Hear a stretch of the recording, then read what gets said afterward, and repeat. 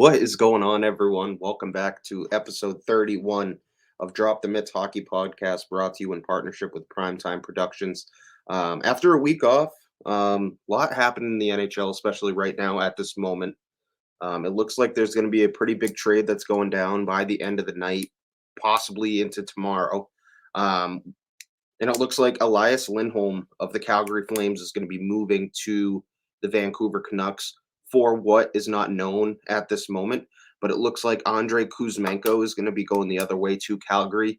And it's unclear at this time whether Chris Tanev is also involved in this trade, going back the other way um, to Vancouver.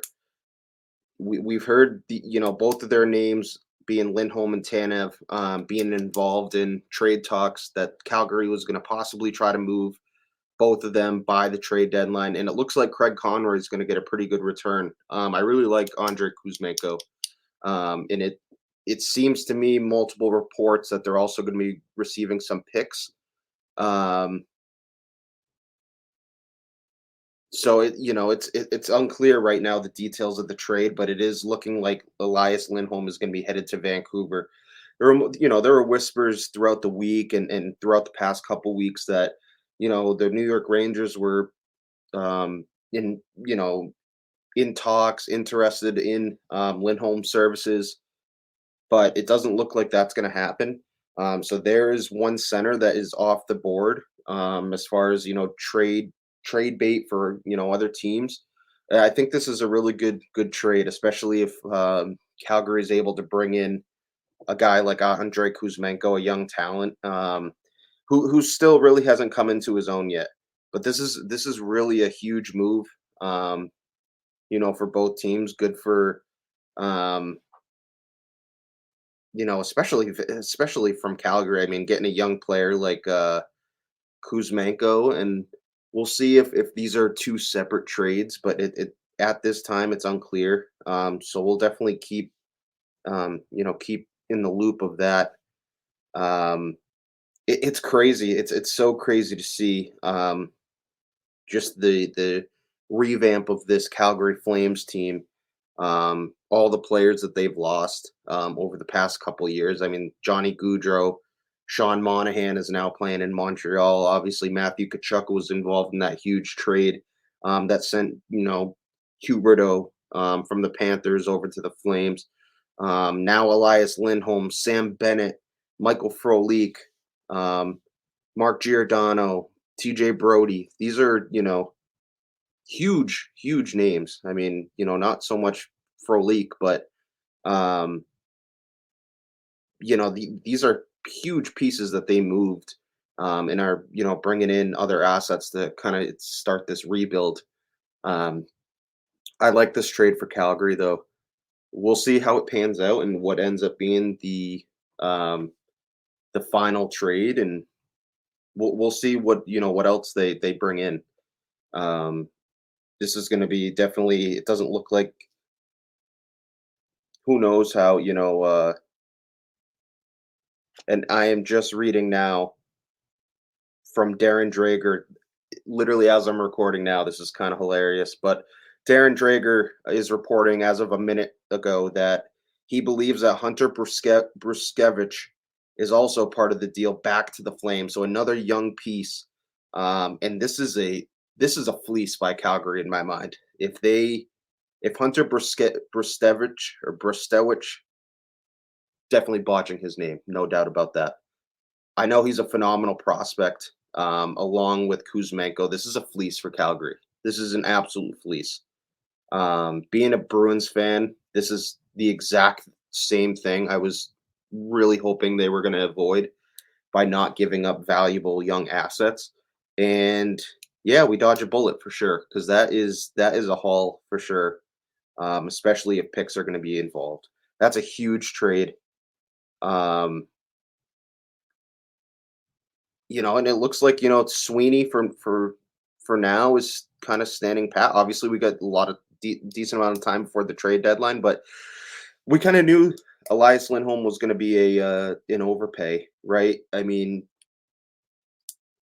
there's no telling what the Bruins would have had to give up to bring in a guy like Elias Lindholm.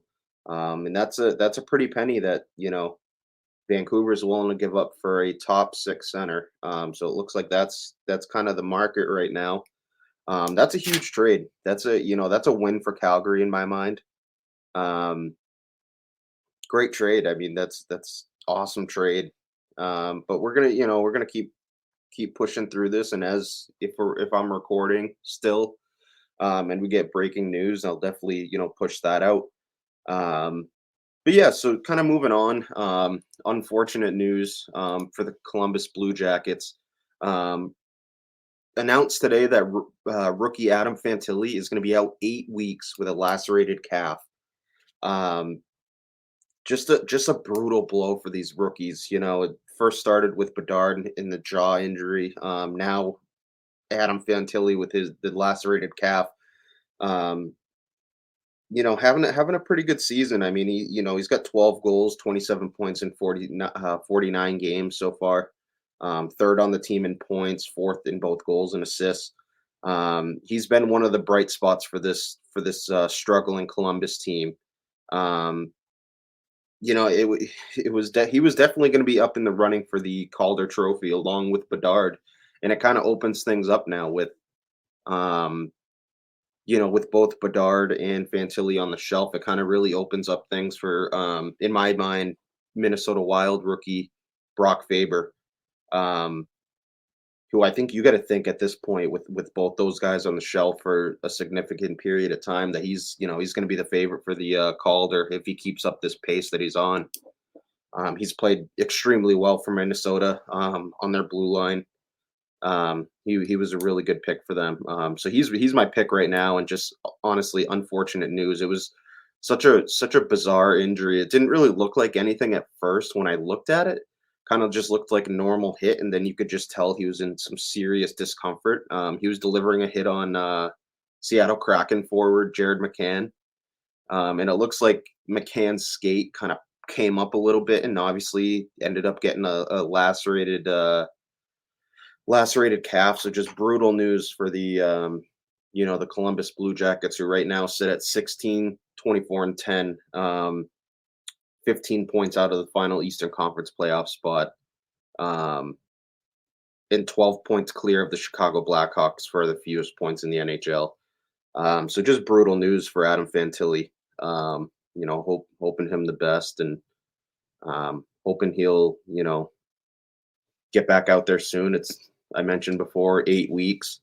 Um, just brutal for these rookies, man. Like, the jaw injury, obviously, that was a clean hit by Brendan Smith, and then this just, it really opens things up for these rookies, these other rookies, Leo Carlson, Brock Faber. I mean, just to name a couple. So this Calder race is going to be wide open in my mind. So kind of moving on to, want to talk some college, obviously. Lot of big things happening in college hockey right now. Breaking news as of 4 hours ago. Um, University of Maine and head coach Ben Barr agreed to an extension, and this is such a great move for this UMaine program. Um, Obviously, Barr has taken them to new heights, and this Maine program seems to be back at it. I mean, back in the, back being relevant. Um, there was a tough go for many years, where they just haven't been the UMaine team that they used to be. Obviously, right now sitting at 16-4-2 with a 773 win percentage. Um, and playing really well in conference too. A very good Hockey East division conference where you got these teams, BC, BU, just to name the top two. Obviously, BU gets upset last night against Northeastern, but still solid team, and one of the top teams in the country. But UMaine is no slouch either, sitting at 8-3-1 in the conference. Um, Obviously, Northeastern is going to be, playing. They're going to be playing UMaine this weekend. Obviously, right before the Beanpot. at Northeastern, so that's going to be a really good game, especially Northeastern riding a 3-game winning streak, coming off this huge win over BU and just an incredible game, right down to the end, overtime. Just a great game, but great extension for for this UMaine program. They've had some really good bright spots. Bradley Nadeau, um, obviously, I would say their best player. He's been incredible this season. One of those guys that I was really surprised who was left off that World Junior Canada roster. Um, I was shocked that he was, and I talked about this with Pierre Maguire. Just shocked that he was left off that roster because he has been dynamic in this, for UMaine this season. Um, so again, great get by great extension for the UMaine program. Um, And good for Ben Barr as well. I mean, he's taken that program to new heights, and good to see them back relevant again, and um, just really excited about this program. Really fun to watch. I mentioned earlier that the Beanpot is going to be played on Monday. The first game being the Harvard Crimson versus Northeastern at 5 p.m. Um, the first game of the Beanpot, which means that BU and BC is going to be they're going to be facing off in the second game, which is going to be absolutely electric. I'll be, in attendance. Cannot wait for that that game, those two games. They're going to both be awesome. Mentioned Northeastern's playing really good hockey right now. Coming off a huge win. Um, and then obviously just seeing all the star talent between the BC and BU team. I mean, the amount of draft picks these two teams have, obviously leading the way, projected first overall pick this year, Macklin Celebrini, for BU, just dominating. Right, he's been an unreal freshman talent for them. And then going on to the other side with BC, you mentioned that freshman line, the national development team line, with Will Smith, Ryan Leonard, and Gabe Perreault, all playing incredible this year. Um, Cutter Gauthier as well, who made the news a few weeks back with that trade to Anaheim. Um, Obviously, Jacob Fowler playing insane hockey. Really, really playing well for these Eagles of Boston College. He's bailed them out of a few games here, and obviously him being a third-round pick is. I heard the Chicklets boys talking about it today. The fact that he was a third-round pick is just insane to think about. Definitely should have probably gone a lot higher. And Witt kind of mentioned Dominic Hasek in the same sentence, which this guy he's the real deal for sure. I completely agree with that. And then going back to BU, obviously Lane Hudson on the blue line, Tom Willander's having a good year as a freshman. It's just going to be an incredible game, and the fact that one of these teams is not going to be in the Beanpot finals is crazy to think about. My prediction for the two games, I'm going to take Northeastern beating Harvard 5-2, and then I think BC wins over BU. I think it's going to be a tight game. I'm going to say 3-2 BC. Yeah, it's going to be a tight game. I think really good hockey. I'm so excited for. I'll do another prediction for the championship next week as we get closer to the final, just to see how this prediction does. Obviously, we don't have a whole lot going on right now. Everyone's pretty much off for the All-Star break. The All-Star game that's going to be held in Toronto. With the All-Star game, the skills competition, there's 3 games on the slate tonight, before there's no more games for the next almost week. But right now the Senators are beating the Wings right now 2-1. The Kings are taking on the Predators. Shout out to Alex Turcotte, scored his first NHL goal. Electric Selly. So good to see this kid, pot in his first. Incredibly talented kid. I think he's, caught some slack. But yeah, he's incredibly talented kid. He's going to be a really good player for this Kings organization. And then the late game is going to be the Ducks taking on the Sharks. So those are the three games tomorrow or tonight rather. And then tomorrow is going to be at 8 o'clock. It's going to be the PWHL 3-on-3 or 3 versus 3 tournament where Team King is going to be taking on Team Kloss. So you can check that out. It's going to be on ESPN Plus if you guys have that. Really excited about this. Hopefully this weekend being in Toronto, I'm hoping to see a lot of good hockey and see how this All-Star Challenge pans out. Usually I'm not a guy who watches it. I'll watch maybe a little bit of the skills competition, but the All-Star game has been kind of meh to me. Just kind of puts me to sleep a little bit. And so yeah, and then the other players who obviously aren't, they're taking vacations and kind of recharging. So good for them to get a little bit of break this week. Kind of going through some other news that happened throughout the week. Carolina Hurricanes goalie Frederik Andersen, he returned to the ice today. He's on a limited on ice conditioning to work out his he's still obviously in recovery from his blood clotting issue. He's been sidelined since November, so it's really good to see Freddie back on the ice. He, in a quote that talking to reporters, he said, I'm thrilled that I'm a step closer to joining my teammates and competing on the ice. I feel grateful for the help and support I've received from my family and doctors, as well as the entire Hurricanes organization. So again, great to see him back out there. I'll be excited to see him get back on the ice and get back to it and really help this Carolina team. For a playoff run down the stretch. I mentioned he hasn't played since November 2nd.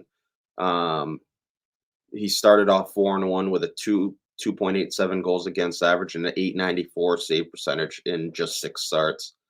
So Carolina's really, really hoping he comes back soon. Obviously not at the expense of his health, but it looks like things are trending in the right direction. That's great to hear.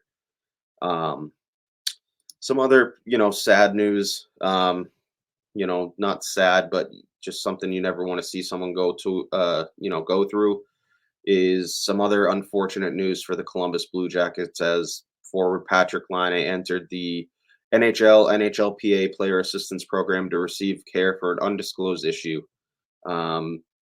This announcement was made this past Sunday, and he's going to be out indefinitely while he's getting some treatment. He released a long statement on Instagram, on his personal Instagram, so you can definitely go check that out. But the gist of it being, after careful consideration, discussions with my support network and the team, I have recognized the importance of prioritizing my health and well-being. Hockey is my passion and my life, but I have come to realize that in order to perform at my best, I need to take this time to focus on myself. So obviously we wish Patty Laine, the best and obviously a speedy recovery and hope, he can get back to the entertaining Laine that he is, putting pucks in the back of the net.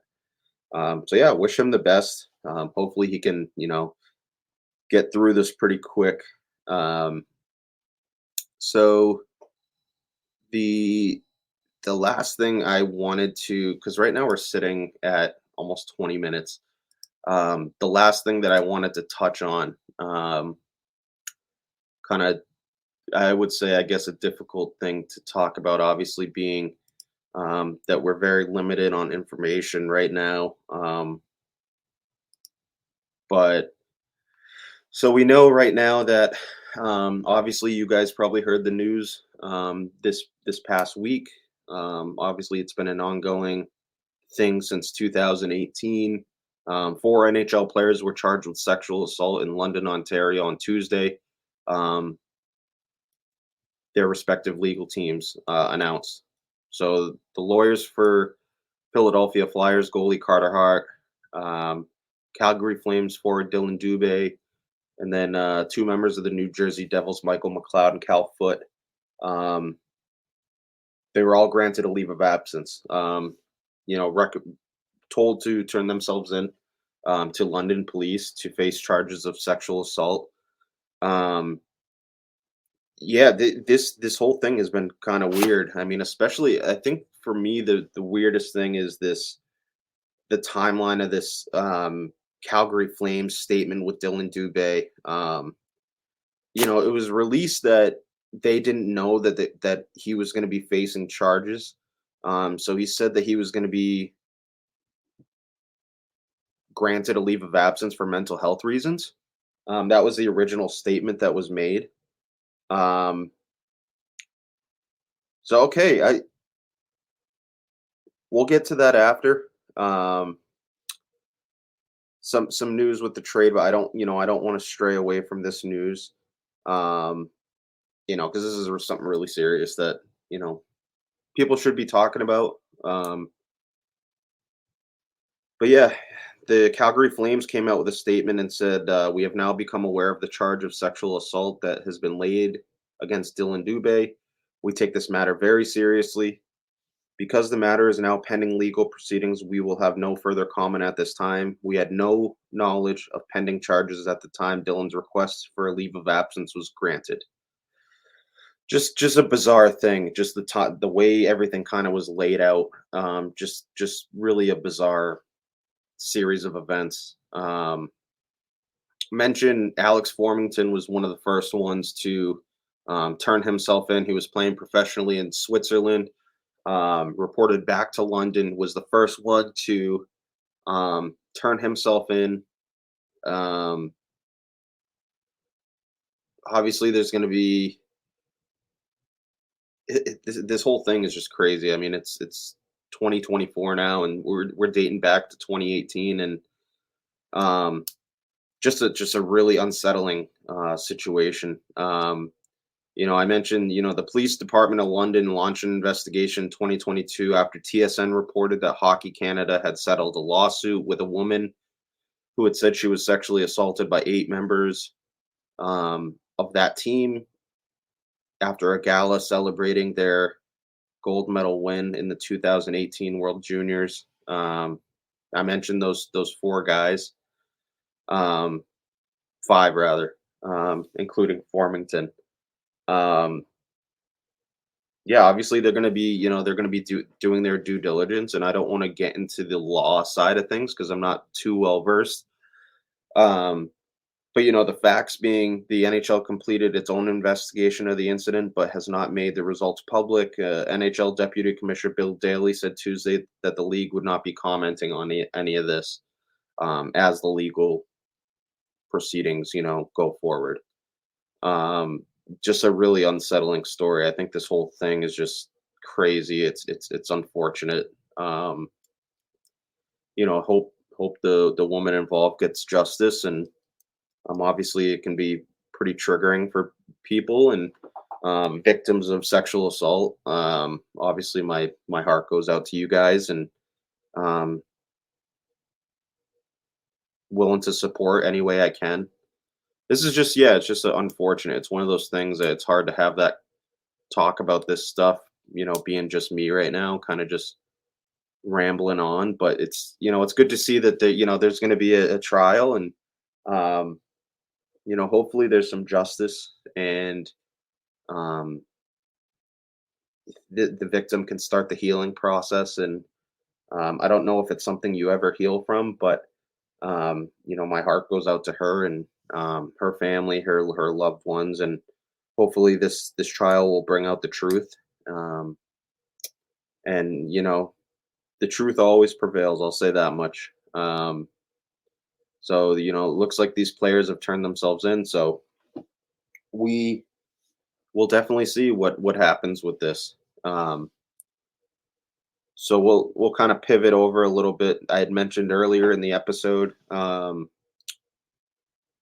a massive trade that's going down. It looks like right now the Chris Tanev is not involved in this trade. The The actual trade is now released from the Calgary Flames Twitter account as of 14 minutes ago, and it looks like the Flames are going to acquire Andrei Kuzmenko, Hunter Brzustewicz, Joni Jurmo, a 2024 first round pick, and a conditional fourth round pick in exchange for Elias Lindholm, who's going to be headed to Vancouver. That is a haul.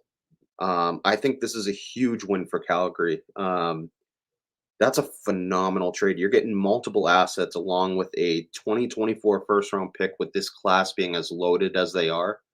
That's an incredible haul. Great trade for Calgary. As a Bruins fan, I'm kind of happy because I can't even try to put this into terms as far as what the Bruins would have had to given up to make this trade work. And it's just too much. It's just too much for what I'm reading through, Twitter right now, Bruins Twitter, and it seems like everyone's, celebrating so hard. And, that's a haul. It's a crazy trade. Um, crazy trade. But yeah, that's the detail of it. I'll say it again. Canucks acquire Elias Lindholm. And heading to Calgary is going to be a 2024 first, a conditional 2024 fourth. Andrei Kuzmenko, Hunter Brzustewicz, and Joni Jurmo. It's a great trade, and that's reported by Frank Saravelli. You got to think. I mean, that's a lot to give up for a rental. Um,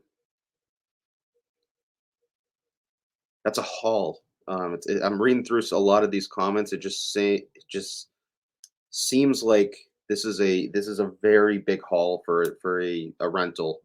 No guarantee that he's going to re-sign in Vancouver. So we'll see how it pans out. Obviously, Vancouver's trying to make a run. They feel like they're in a good spot where they're a piece or two away. And wow, um, monster pickup. I'm reading the Empty Netters. Shout out to them, Chris and Dan Powers. Reading through it is a monster pickup for the Canucks as well as Calgary. I mean, Calgary is in a position right now where they can have a pretty high draft pick this year, and um, we'll see how it goes and see where they end up. But they also acquire another pick. Great trade. This is just a great hockey trade. It makes sense. It's a lot to give up, but it definitely makes Vancouver better down the middle. And Lindholm's going to help them make a run this year in the playoffs, and Calgary gets their prospects in return, a 2024 first. Good trade. I mean, this is by far, this is not going to be the last trade that we see of this magnitude. Um, but yeah, that pretty much wraps up after a week off. It's great to be back. Great to be back talking hockey as always. I've gone live on TikTok a couple times through the Drop the Mitts account. Just talking puck with you guys, and it's a lot of fun. I'm gonna, probably do a lot more lives, and just try to interact with you guys a lot more. Um, but we do have an interview I mentioned earlier in the episode. Awesome kid. We had been trying so hard back and forth to make something work, and obviously with schedules just being as busy as they are, we never were able to make it work. But finally, we're able to sit down today and talk some Beanpot. Um, just talk local hockey. Lawrence Academy kid, which one of my favorite rinks to play at in Mass is Lawrence Academy. Or getting ready in the trailers and then walking over to the rink. It's just it's one of those staples of my young playing career. Remembering walking over from the trailers and then playing a game and then walking back in the middle of the winter is just awesome. But yeah, so we do have from Northeastern their alternate captain, Gunnarwolfe Fontaine. He was pivotal in that 4-3 win over Boston University. He had the primary assist on a great deflection by Dylan Hercohen. I hope I say it right. I can never pronounce. I got to check the game notes on these guys' last names. But incredible tipping goal. It was a huge win. They've had a couple of huge wins this year. Obviously over Boston College when they were ranked number one. They were super close to beating the defending national champions in Quinnipiac. They're on a 3-game heater right now. Obviously playing Maine this weekend and getting ready for the Beanpot on Monday. So without further ado, I bring you from Northeastern, their alternate captain, forward, and Nashville Predators prospect, Gunnarwolfe Fontaine. Take care, guys. Welcome back to another episode of Drop the Mitts Hockey Podcast, brought to you in partnership with Primetime Productions. Fresh off a 4-3 overtime win over the number 3 Boston University Terriers and a 2-point night. Best name in college hockey, Gunnarwolfe Fontaine. How you doing, man? Doing good. Thanks for having me. Man, talk about that game last night. Incredible game. Got to watch the whole thing, and obviously, you had the primary assist at the end of that game on Dylan. Oh, I can never pronounce his name. Ritzkovian. Yeah, unbelievable goal, that deflection, right? And you look like you kind of just put the puck on net. Talk us through that play, and that's a huge win for you guys. Yeah, I think you were saying like the number 3 team in the country, like deservingly so. They have a lot of really high end talent, like Celebrini and Lane Hudson. They have the puck on their stick. It seems like the whole game. So it's obviously really hard to shut them down. But it was a really good game up and down the ice, and we jumped out in the third period, and we had 3 goals, and I thought we were gonna run away with that. We were up 3-1, and but they like good for them. They came back and they tied it up late. But yeah, like in that overtime. Like I knew we had a man up on the power play. We were running out of time. I think there was only like 30 seconds left in overtime. So I kind of knew like that I wanted to get the puck towards the net, and it was just an unbelievable tip by Dylan there on the back door. And he's having a great year so far, and he's just gonna keep lighting the lamp, I think. Yeah, you being one of the leaders of that team, like what's the game plan going into a game like this? Obviously, you mentioned all this talent that BU has. Obviously everyone in college hockey and hockey as a whole talking about Macklin Celebrini, Lane Hudson being one of the best defensemen in the country. What was the game plan going in trying to, slow these guys down, and being able to keep them relatively quiet all game? Yeah, I mean, obviously, like I said, like it's hard to keep those players quiet or like not shut them down completely. They're gonna get their chances. They're such high end talents. They're gonna be playing in the National Hockey League for years on years. But no, our game plan didn't change too much. We knew that like with our game plan that we've been focusing on and we've been building on for the past couple of weeks that if we played to the high end talent that we know we can compete with any team in the country, and I think that showed when we beat BC when they were the number 1 team in the country in December, and then also like we barely lost to Quinnipiac a couple weeks ago. So I think that like we're sitting in a really good spot. Obviously, our record doesn't show too well with how we're doing, but I think the following games that we have coming up is just gonna really show that what we're capable of.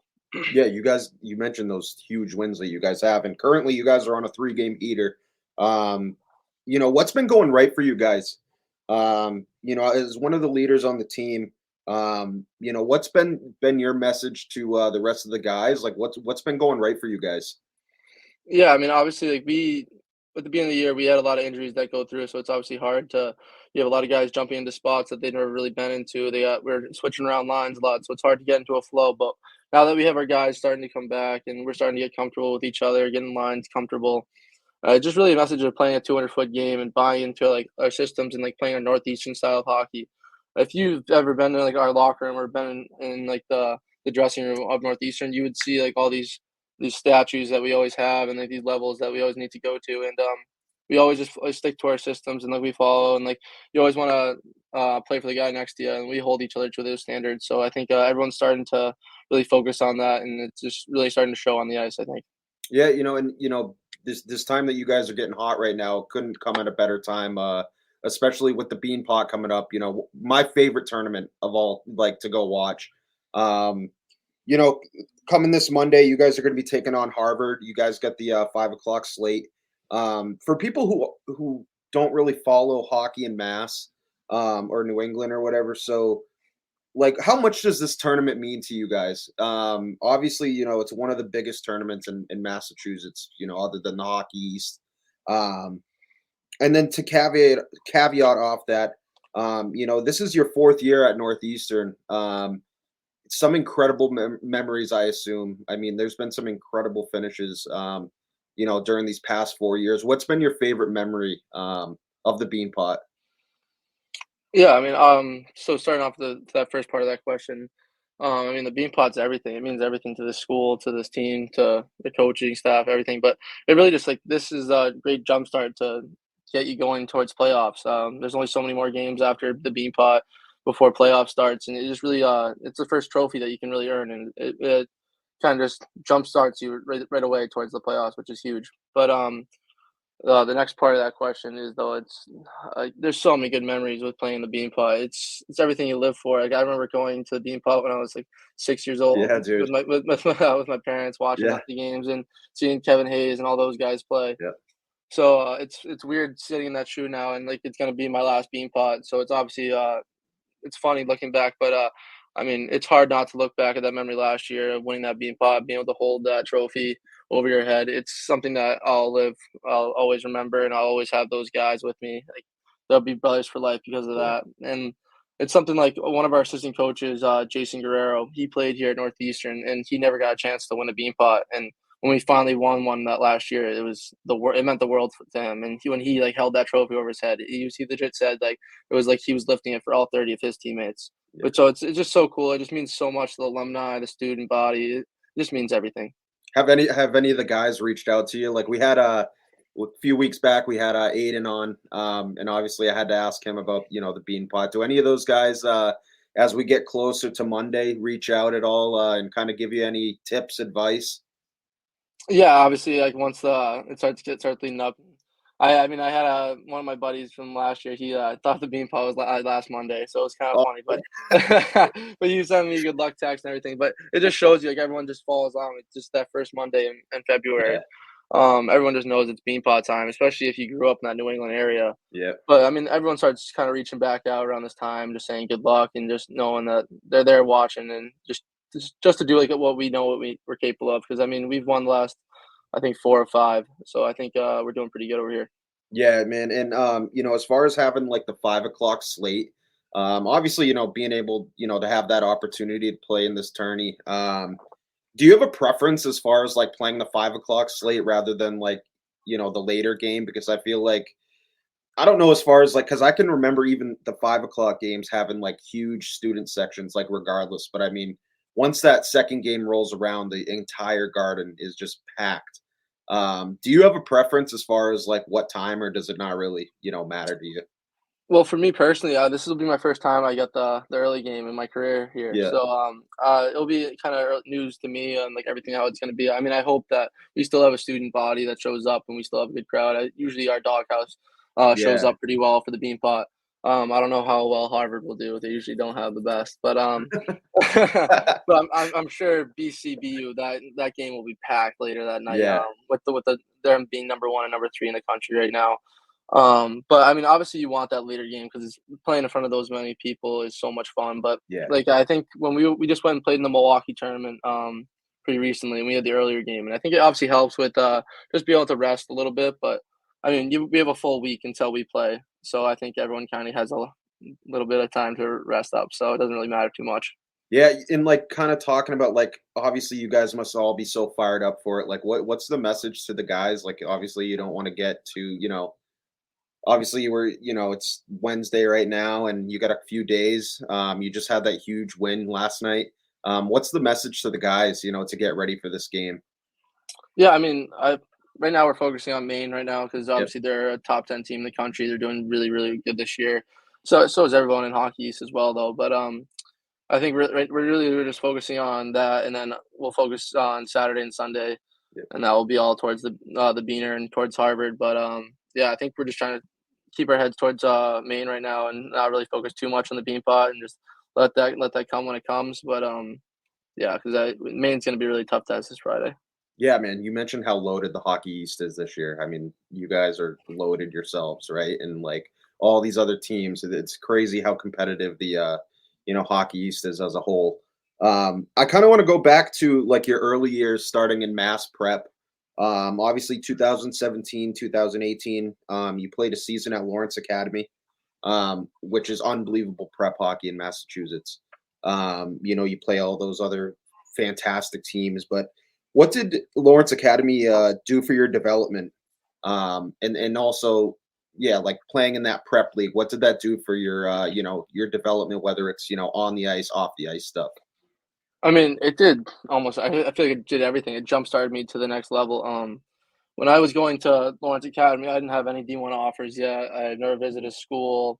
I wasn't talking. I wasn't drafted in the USHL, anything like that. And it was going to be the first time I was moving away from home too, which obviously is a big step, like growing up a little bit. And so obviously it made me mature a little bit. But Coach Barker, who's the Lawrence Academy coach, he's been there for a really long time. He was the best guy ever for me. He really helped me develop my game and just gave me a lot of confidence, and getting to play with players like Sam Colangelo out there as well, and Yep. and like Riley Duran, who went through there, Braden Doyle, all a bunch of draft picks. Like Yeah. Lawrence Academy was just kind of a hotbed for the past couple of years, and it was just unbelievable for me. And then after that year was over, after it was an unbelievably great year. We won small school. It was an awesome experience for me, but I ended up getting drafted by Chicago, and I went out there and went to main camp. I didn't think anything too much of it, and they called me in after camp, and they said I made the team. Obviously, that was a tough choice, but me going back and forth with my mom, she wanted me to stay, but finally Of won course, that right? battle. Yeah, finally won that battle, and got out there, and then Yeah. that just Chicago was unbelievable as well with all the help I had out there, and it was just an unbelievable experience. Dude, still to this day, I think that Lawrence Academy is my favorite rink that I played in. Like coming up in Mass, like that rink is unbelievable. That ice is still to this day, like it sits in my mind as my favorite rink. Yeah, it's so funny, and plus, like, we like, the home locker room, like, we're not even in the rink, we get dressed in trailers on the Yeah. outside, and Yeah. when you to go shower, you gotta run to the other building, and so even when it's snowing or raining, you're just Yeah. running outside in just a towel. Yeah. It's so good. Yeah, it feels great in the winter time. But Yeah. yeah, you mentioned your 2 years with the Chicago Steel of the USHL. Your first time away from home was Lawrence Academy, you being from, Rhode Island. Um, what was being halfway across the country? What was that adjustment like?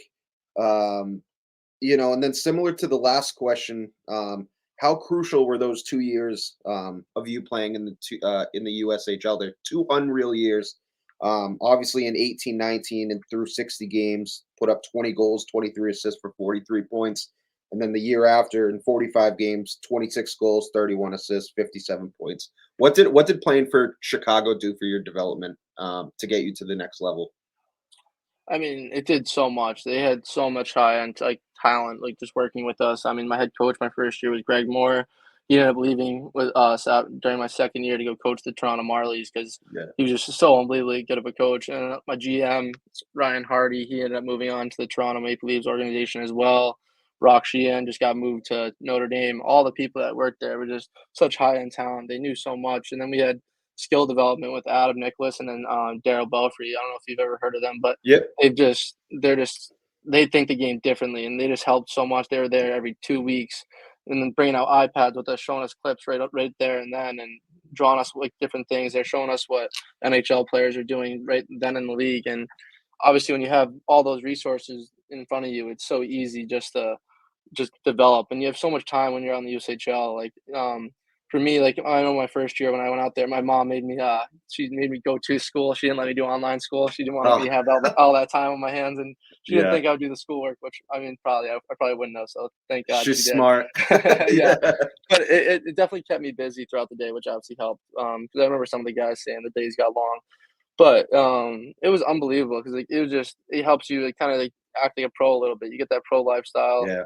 in a sense where you're playing 60 games. You don't really get that opportunity to play that many games. I think my first year with playoffs, I ended up playing close to 90 games. And like in college, you get 40 something games if you make it all the way to the national championship. So Yeah. it's a big difference. So it's Chicago. It was an unbelievable experience. I had billets that treated me like a second family, and like I still talk to them this day. They actually went and watched me play in Milwaukee a couple weeks ago, and so it No was just way, dude. yeah. So it's unreal. So they still keep in touch. So it's awesome, and just the experience you get out there just helps you mature so much. So I owe everything to Chicago, to be honest with you. It is kind of crazy to think about, you going away your first time really far away from home, right? I mean, I was going to ask you about the Billet family and what your experience was like. Like, was it almost like a culture shock being away from home at first, and kind of, as you get to, hang out with the boys and start playing hockey, it kind of, you start getting adjusted to things. Like, how were things right when you got there? Did you have a little bit of a hard time, or were you able to just kind of ease into everything? Yeah, I mean, you always hear like these horror stories of kids playing in Yeah, juniors and these billets, and so obviously you have all these crazy scenarios yeah, going through your head, and you have no idea what you're getting yourself into. But I was lucky enough to have like one of my teammates there with me in my first year as Neil Shea. I think yep, I went to Lawrence Academy with, so it was obviously easier having a teammate there with you. But I mean, the family that I lived with, they're called the Silvestris. They welcomed me in right away. It was so like, welcoming. I had my own room, my own bathroom. There was a pool outside.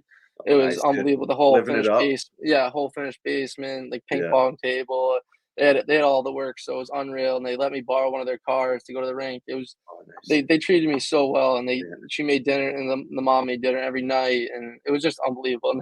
My billet dad, he actually worked he owned a chocolate factory, so he'd always bring Did he, candy and dude? stuff home. Yeah, so he'd bring candy home every now and then and stuff. So it was awesome. I love my experience out there, to be I'm glad to hear that, man. Because yeah, honest. you mentioned it, like, you hear all these crazy stories. Like, I've had a few guys on that they were just like, it was fine. Like, I got through it, and I'm like, ooh, all right, well, Yeah, next question, I guess. yeah, I've had teammates that have had to move out, like, and I've heard stories of like guys moving out in the middle of the nights, not telling their billets anything, and I've heard some crazy stories. But I owe like my billets were nothing but special. I love them. Love it, They're dude. awesome.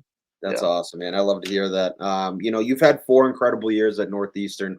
Obviously, I went to school there for a couple years, and it's a great campus, great education, obviously. But during your recruiting process, what specifically was it about Northeastern that drew you to their program and the school as a whole? And then what's been your favorite part about being in Boston? Yeah, so I mean, I was actually when I was originally committed to RPI on my earlier times, and I ended up decommitting because I didn't want to be that like far away from home. Because I was playing, like you were saying, we were just talking about. I was playing in Chicago for 2 years, and I think my mom only was able to watch me in person twice or three times. The whole two It's a times I was long out, way, dude. the whole 2 years I was out there. Yeah, So it's obviously hard for I want my family to be able to come watch me play. So that was obviously a big decision. So when I was visiting, I remember I visited Providence, but that was like a little too close to home. Felt yeah, like my mom was gonna be there. I'd be at home from the rink, and she'd already been to my dorm room like with yeah, stuff. I was like, "What are you doing here?" But so then when I visited Boston, my sister was already actually going here at the time. She was on the women's team, and yeah, I fell in love with it right away. I mean, the coaching staff and Jim Madigan, Coach Keefe, and just I knew so many players. Like we just talked about Aiden McDonough and Sam Colangelo, Riley Hughes. There's so many guys that yeah. I knew like growing up playing with and playing for, and it just felt right right when I stepped on campus, and I just knew it was the place for me. So it was pretty easy.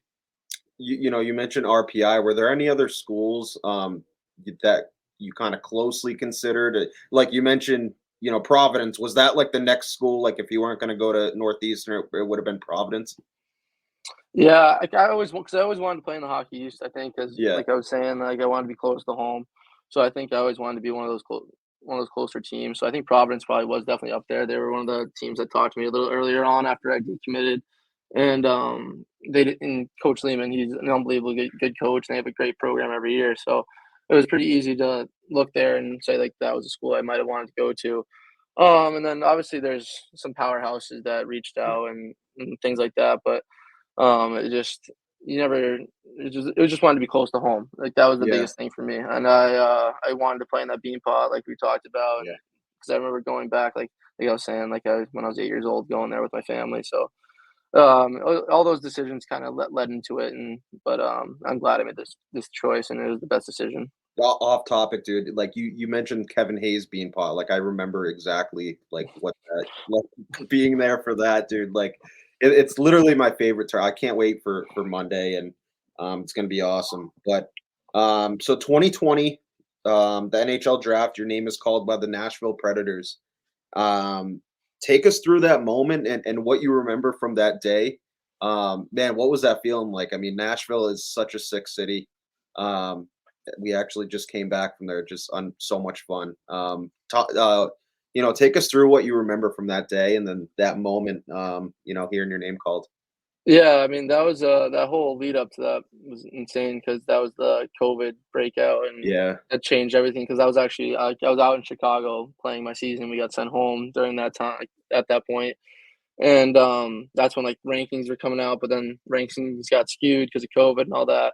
So I honestly didn't know, like, what the draft was gonna come. Like, I was in some, rankings, I was high in some of them, I was lower in some, so I really didn't know too much of the draft and what was gonna come. But, like I was saying, my friend Sam Colangelo, he was, gonna be a high draft pick, and I was at his house for the draft because it was all virtually, and, he ended up getting drafted, obviously, early in the day, really high in the second round, and I was just kinda hanging around all day. I didn't really know too much, text my agents and every now and then, just kinda seeing what's the word. And then finally, my name got called by Nashville, and it was a great experience. I mean, you work your whole life to, get to the NHL, and now I'm just one step closer. And obviously, I've been to Nashville a couple times for development Yeah. camp now, and we'll see. But it's just they're an unbelievable organization down there. Nashville's an unbelievable city. It's so fun down there. Yeah.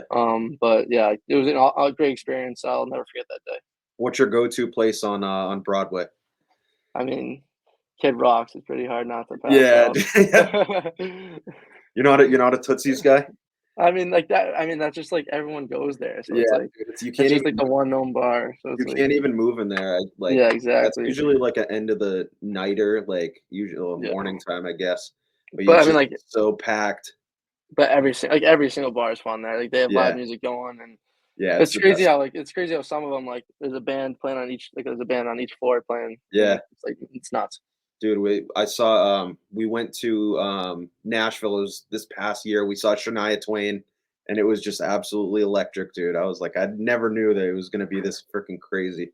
Yeah, it's Um, every day. It's crazy down there. It seems like. yeah, like a Monday afternoon, it's just like just as packed as like a Friday night. I'm like, this is wild. But Yeah. um, you mentioned it was that COVID year for your draft. What was that process like, especially like the no combine, um, draft interviews, like what was that process like? And then also I always like to ask if you had any like bizarre draft questions. I love asking just because I've heard some like hilarious ones. As comparing yourself to an animal or whatever, like some pretty hilarious answers. Did you have any bizarre questions like that? Yeah, I mean, it was a little bit ago, so I kind of forget some of them. But Yeah, yeah, it was like you were saying, it's right, like when COVID happened. So I mean, leading up to it, there was like draft interviews in person. Obviously, during the year, you get called up to the offices upstairs, and every now and then you would talk to them, and it's always like the standard questions, like trying to figure out like who you are as a person, all that stuff. But yeah, it was definitely a weird experience because then once COVID broke through and the draft got pushed back and everything, and no one really knew what was exactly going to happen. It was all on the phone, getting phone calls or doing Zoom calls or whatever way you could get in touch. And it was really interesting, obviously. But me, like, I didn't. It was my second year eligible being in the draft, and I didn't obviously talk to too many teams once the COVID broke out because I think the teams were kind of focusing on the early rounds at that point because they didn't even know what was going on. Um, but it was a weird experience, but it was a great experience at the same time because obviously it was just leading up to a great moment for me. But yeah, it was fun. you've gotten the opportunity. You mentioned to go to Dev Camp a couple times. Um, what were your biggest takeaways from that week, whether it be on ice stuff? I know you guys do a lot of things off the ice as far as diet and workouts and just learning how to be a pro. What were your biggest takeaways from that week? Yeah, I mean, there's obviously a lot of takeaways. You're there with some high end talents. Like I was my first year, I was there with Philip Tomasino, and he's been playing the National Hockey League for the last 2 years, and he's on the power play. He's Yeah, dude, he's so top two lines. nasty. Yeah, he's a stud. So you get to play with guys like that, and then you also get to play with college guys that are going through the same experience as you, and it's really interesting. You just learn so much, and then obviously they have so many resources there that you get to just take advantage of, and that you get to learn so much of, and nutritionists that come in and they're making smoothies for you and they're showing you like Yeah, how to do them, and like they're like I still get nutritionists calling me every month or so checking in. They have a mental coach that calls you every now and then, and there's just so many resources that just like you learn to like grow about and like that you just get to bring back to college and just keep learning more about and just get to pass on to your teammates, which is awesome, obviously. Yeah.